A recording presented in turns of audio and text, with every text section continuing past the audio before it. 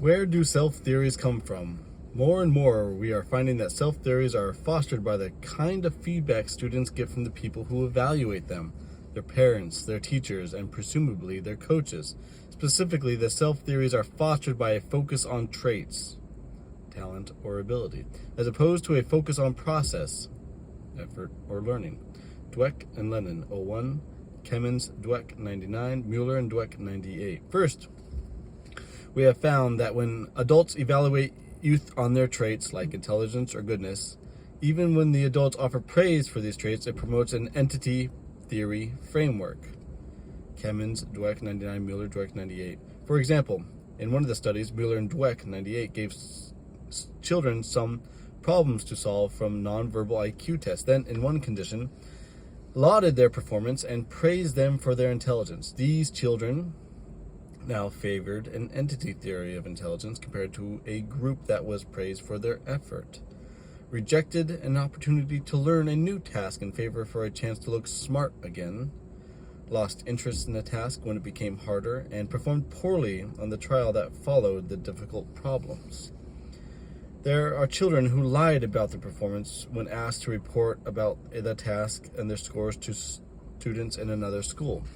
In contrast, students who were praised for their process they engaged in this case their effort rather than their traits, now expressed a more incremental theory of intelligence, overwhelmingly went for the task that would give them a chance to learn, maintained their interest when the task became harder even when it exceeded their abilities, and performed exceedingly well on the trial that followed their difficult problems.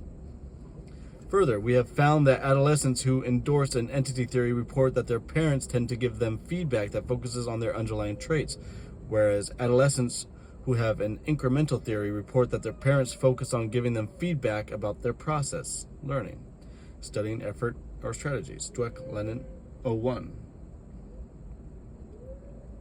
We are now following up on the study groups of parents and their children over their Pomerantz and Dweck in 06. It would be fascinating to look at with coaches too. The illustrious John Wooden, who coached the UCLA basketball team to 10 NCAA championships, consistently performed focused on his players' learning and improvement. Wooden, 72 and 97. Although he recognized that some players have more talent than others, he was committed to developing each player's ability to the fullest. As an example, he recruited another player the same year that he recruited the great Bill Walton. He informed this player, who played the same position as Walton, that he might get very little playing time in actual games, but he assured him that he would be offered a professional contract when he graduated. True to Wooden's promise, this player not only got a pro contract, but was also named Rookie of the Year in his league.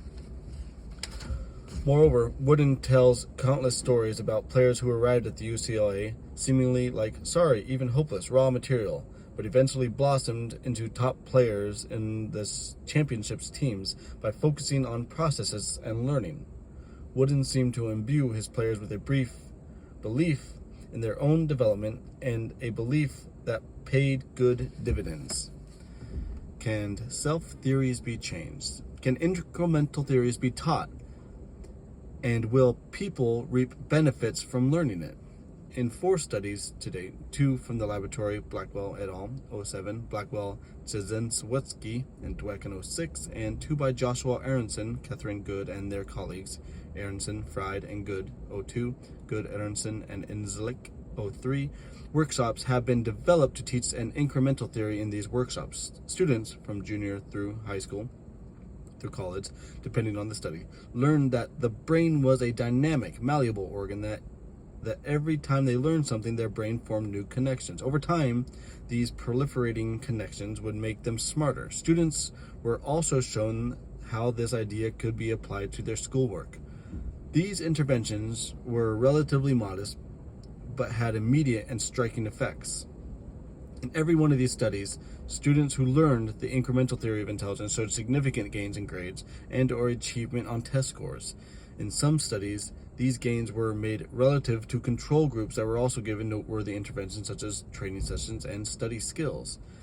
In one of our studies, Blackwell et al. In Press, Teachers singled out the students who have been in the incremental intervention and noted their clear changes in their motivation, even though these teachers were blind to the intervention conditions. Here are some of the things they said. I, who never puts in any extra effort and often doesn't turn in homework on time, actually stayed up late working for hours to finish an assignment early so I could review it and give it a chance to be revised. He earned a B+ on the assignment. He had been getting C's and lower. Lately, I have noticed that some students have a greater appreciation for improvement. R was performing below standards. He has learned to appreciate the improvements from his grades of 52, 46, and 49 to his grades of 67, 71. He valued his growth in learning mathematics. M, who was far below grade level during the past several weeks, she has voluntarily asked for extra help from me during her lunch period in order to improve her test-taking performance. Her grades drastically improved from a failing to an 84 in the most recent exam. Positive changes in motivation behavior are noticeable in K and J. They have begun to work hard on a consistent basis.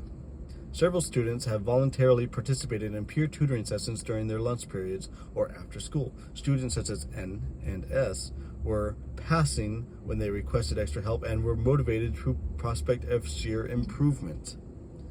These findings brought home the idea that motivation and love of learning are always lurking there, right beneath the surface. No one ever lives happily ever after with the idea that they are stupid or incapable of learning, as L, the young man in the quote above said as we introduced the incremental theory. You mean I don't have to be dumb? The incremental theory allows people to open up to the possibility of growth and improvement, and possibility they may have seemed closer to them before. It would be fascinating to see how an incremental intervention works on the domain of sport, to see the impact that it has in the desire to practice, the enjoyment of sport, and the ability to cope effectively with the setbacks, especially for those who have been turned off by the joy of sport. It would also be fascinating to look at the impact of such interventions on elite athletes as well. It would help naturals to develop an incremental attitudes and habits that would allow them to fulfill their potential rather than going the way of Billy Beane.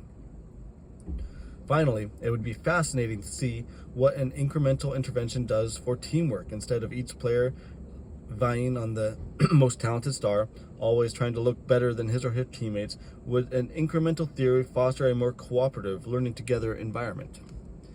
Conclusion. Without denying the importance of all that thing called talent, I have tried to show that something else in an athlete's mindset can be equally important. I have described the mindset built around a belief in fixed traits that limits athletes' ability to fulfill their potential. It does so by making them prize looking good over learning, by making their confidence vulnerable in the fact of setbacks, and by fostering defensive strategies over perseverance and commitment. And I have described another mindset built around the belief in expandable skills that can foster athletes' ability to fulfill their potential by making them prize learning, by making confidence in improvement easier to maintain, and by fostering effective strategies and sustained effort in the face of difficulty. Even more important, this mindset can be learned.